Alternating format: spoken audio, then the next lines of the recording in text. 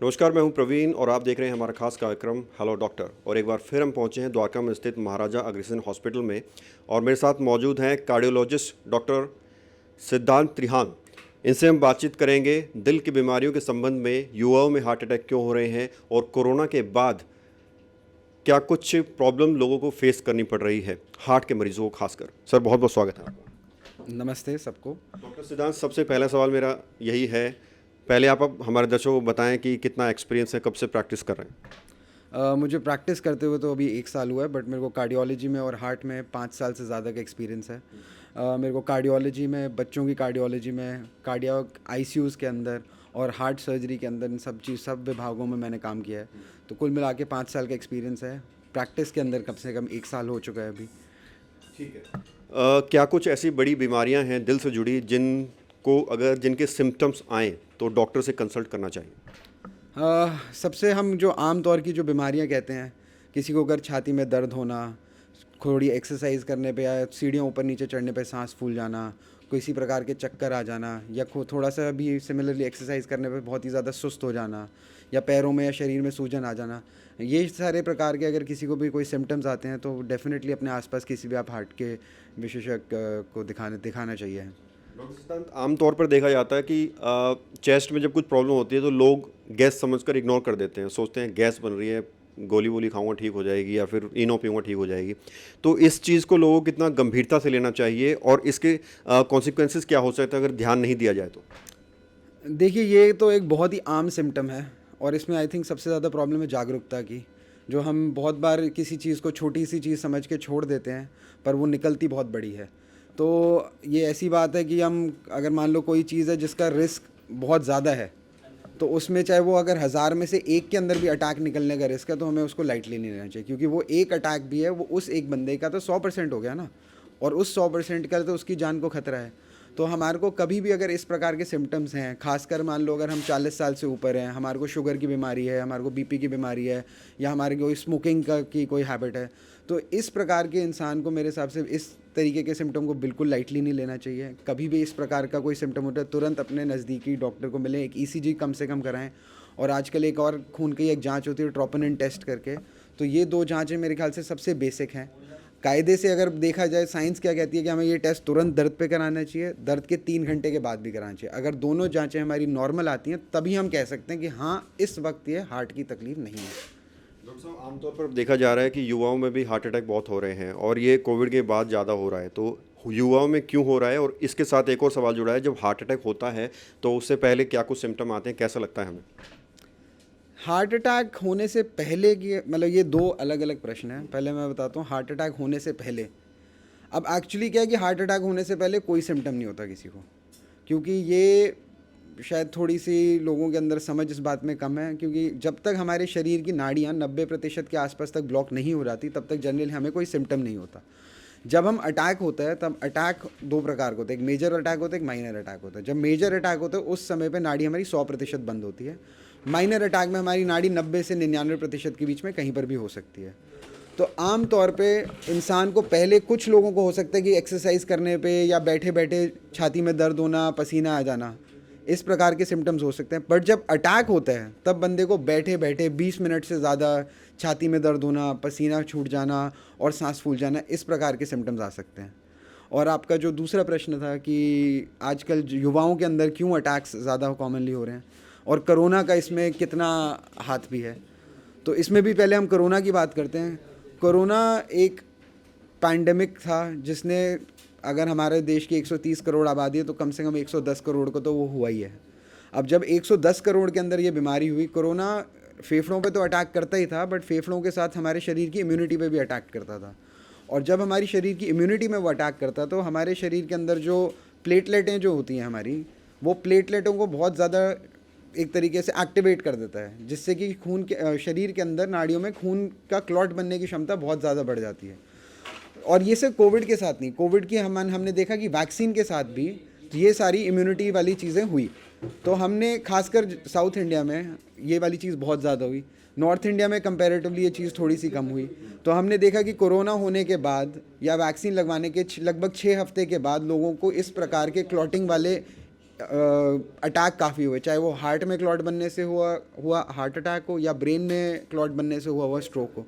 तो ये वाली चीज़ कोरोना के साथ बहुत ज़्यादा हुई। अब मैं कहूँगा कि मान लो अगर ये 10,000 में से एक को भी हुआ, पर 110 करोड़ जनता को कोविड हुआ, तो 110 करोड़ जनता को अगर कोविड हुआ, तो उसमें अगर 10,000 से भी मैं एक का लगाऊं, तो उसमें भी हमारी संख्या बहुत ज़्यादा हो जाती है जिन लोगों को इस प्रकार से, यंग इंसानों को इस प्रकार से अटैक हुआ हो या ब्रेन का अटैक हुआ हो। अब दूसरी चीज़, बाकी जो युवाएं हैं उसके अंदर क्या कारण होता है इस प्रकार के अटैक होने का, जो हमने अपनी प्रैक्टिस में देखा है और जो हमारे सीनियर्स ने भी हमको यही सिखाया है कि सबसे कॉमन रीज़न इसमें स्मोकिंग होता है। ठीक, अगर कोई यंग बंदा आ रहा है तो उसके अंदर बहुत हाई चांसेस हैं कि अगर यंग बंदा अटैक के साथ आ रहा है तो उसमें बहुत हाई चांसेस है कि वो शायद स्मोकिंग करते होंगे। दूसरी जो आजकल हम एक और चीज़ देख रहे हैं वो ये है प्रोटीन पाउडर, जो हमारे खासकर ये जो जिम में जो हम लोग जा रहे हैं, तो हम ये जो प्रोटीन पाउडर कंज्यूम कर रहे हैं, जो हमारे पास प्रोटीन पाउडर नॉर्मली इंटरनेशनली आ रहा है वो तो सारी टेस्टिंग के साथ आ रहा है, पर हमारे देश में इसकी एडल्ट्रेशन बहुत ज़्यादा है कि उसमें कोई स्टेरॉयड मिला रहा है या क्या कर रहा है, हमें नहीं पता। पर हमने ये चीज़ ज़रूर देखी है कि जो लोग जिम में ज़्यादा जा रहे हैं, ज़्यादा वहाँ पे एक्टिव है और जो इस तरीके के पदार्थों को कंज्यूम कर रहे हैं, इनके अंदर भी हमने देखा है कि हार्ट अटैक की संख्या थोड़ी सी ज़्यादा होती है। डॉक्टर साहब, हाल ही में देखा गया जो एक कॉमेडियन थे राजू श्रीवास्तव, एक्सरसाइज करते वक्त उन्हें हार्ट अटैक आया है। क्या ओवर एक्सरसाइज से भी चांसेस रहते हैं? ओवर एक्सरसाइज से चांसेस होते हैं, पर जनरली इसको बोल देना कि ओवर एक्सरसाइज से अटैक ही हुआ है तो वो शायद नहीं है, क्योंकि मोस्टली एक्सरसाइज से हमारे शरीर में कभी कभी स्ट्रेस हार्मोन्स निकलते हैं जिसकी वजह से अंदर अचानक क्लॉटिंग होने का रिस्क होता है। पर आम तौर पर जो बंदा एक्सरसाइज ज़्यादा करता है उन लोगों के अंदर अटैक कम होते हैं, क्योंकि उनके अंदर गुड हार्मोन ज़्यादा निकलते हैं, उनके अंदर खून की नाड़ियों में चर्बी भी कम इकट्ठा होती है। तो ये सोचना कि एक्सरसाइज मैं ज़्यादा करूँगा तो क्या ये हो सकता है, ठीक है, 1000 में से एक को शायद ऐसा हो गया, बट 1000 में से बाकी 999 लोगों को बेहतर और बेनिफिट ही होगा एक्सरसाइज। तो एक्सरसाइज हमें ज़रूर करना चाहिए। ठीक है, आम तौर पे अगर हम पूछें कि कितनी एक्सरसाइज करनी चाहिए, तो जो हमारी जो सबसे बड़ी जो सोसाइटी है हार्ट की, इंडिया की, जो कार्डियोलॉजी सोसाइटी ऑफ इंडिया भी, और जो अमेरिका की भी, अमेरिकन हार्ट एसोसिएशन, वो ये कहती है कि एक इंसान को स्वस्थ रहने के लिए कम से कम हफ्ते में से 5 दिन आधा घंटा एक वॉक टाइप की एक्सरसाइज ज़रूर करनी चाहिए, एंड ये है बेयर मिनिमम। कोई इससे ज़्यादा भी करते हैं तो अच्छा है, और उसमें फिर और भी चीज़ आ जाती है कि आप अपना बॉडी वेट कितना है, आपका BMI कितना है, तो उस प्रकार से एक इंसान को स्वस्थ रहना चाहिए, अपना BMI मेंटेन करके रहना चाहिए। अच्छा, ये तो आपने बताया कि एक्सरसाइज बहुत कारगर साबित होती है। अपने दिल को तंदुरुस्त रखने के लिए और क्या कुछ सुझाव आप लोगों को देना चाहेंगे? सबसे इम्पोर्टेंट तो खुश रहो, स्ट्रेस लेवल सबसे कम रखें, साथ में जो बाकी जो आम कारण जो जिनको हम रिस्क फैक्टर्स कहते हैं, रिस्क फैक्टर्स को हमको कम से कम रखना चाहिए। अगर किसी को शुगर है तो अपनी शुगर जितनी कंट्रोल में रख सकते हैं रखें, किसी को BP है तो अपनी BP को कंट्रोल में रखें, किसी को का कोलेस्ट्रॉल ज़्यादा है तो उसको कंट्रोल में रखें। और ये तो चलो हो गई दवाइयाँ और इन सब की चीज़ें, बट साथ में अपना एक लाइफस्टाइल अच्छा रखें, जिसमें जिस प्रकार मैंने बोला कि एक्सरसाइज हम अच्छी करें, कोई हानिकारक पदार्थ हैं जैसे ड्रिंकिंग हो गया या स्मोकिंग हो गया या तंबाकू खाना, इस प्रकार की आदतों को छोड़ें। तो अगर हम ये सारी चीज़ें रखते हैं तो जनरली अटैक के रिस्क कम होते हैं, क्योंकि यही चीज़ें हैं जो हम मॉडिफाई कर सकते हैं। बाकी उम्र चेंज हो जाना, या कोई मर्द है या कोई औरत जिनको महीने बंद हो चुके हैं, जिसको पोस्ट मेंस्ट्रुअल कहते हैं, ये चीज़ें तो हमारे कंट्रोल में है नहीं, बट बाकी चीज़ें जो मैंने बताई वो हमारे फिर भी कंट्रोल में है। तो अगर हम उनके ऊपर थोड़ा ध्यान दें तो इनसे हम थोड़े बहुत हार्ट अटैक कम कर सकते हैं। डॉक्टर साहब, अगर कार्डियक अरेस्ट पड़ता है तो फैमिली कहीं ना कहीं कंफ्यूज हो जाती है, तो एट ए टाइम फैमिली को क्या करना चाहिए? क्योंकि CPR प्रोसीजर के बारे में हमने सुना था, वो काफ़ी कारगर साबित होता है। उसका सही तरीका क्या है और इसके अलावा क्या कुछ परिवार को उस वक्त करना चाहिए अगर किसी के साथ ऐसा होता है तो? देखिए, ये काफ़ी आपने पॉइंट भी अच्छा बोला, बट ये काफ़ी अनफॉर्चुनेट भी है कि हमारे देश में ये स्कूल लेवल पे हमारे को CPR करना नहीं सिखाया जाता।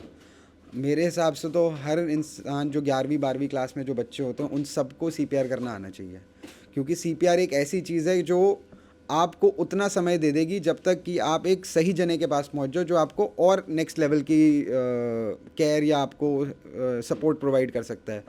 तो इसमें जब अगर आपको नहीं पता कि CPR क्या होता है, क्या कर सकते हैं, तो इसमें बेस्ट तो यही है कि आप जल्दी से किसी को ढूंढो जिसको या तो आता हो या कोई आसपास में कोई हो, नहीं तो इस प्रकार के पेशेंट को जो भी नज़दीकी आपके पास डॉक्टर हो या कोई भी हमारे पैरामेडिकल स्टाफ भी हो, उनके पास हमें तुरंत पहुंचना चाहिए, जिससे कि हम ये CPR शुरू कर पाएँ।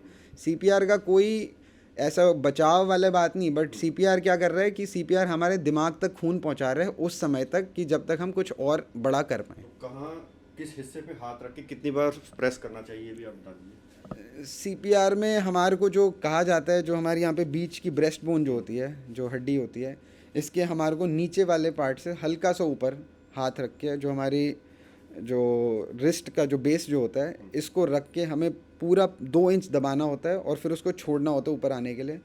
कहा जाता है कि उसको पूरे 1 मिनट में 100 दफ़ा करना चाहिए। एक जो साइकिल होता है वो 30 बार का साइकिल होता है, उसके बीच में हमें 2 बार पेशेंट को सांस भी देनी चाहिए। पर ये फिर से ये थोड़ा सा कठिन है, अगर आपको इसके बारे में नहीं पता तो शायद आप मरीज़ को नुकसान ज़्यादा पहुंचाओगे रादर दैन कि उनका आप कुछ बेटर कर पाए। वो यूट्यूब वगैरह पे सीखें उससे। सीखो, ये सीखना बहुत, और ये बहुत मुश्किल चीज़ नहीं है। अगर कोई इंसान इसके ऊपर 1 घंटे का भी लेक्चर कहीं पर देख ले या समझ ले तो बंदा उसको सीख सकता है।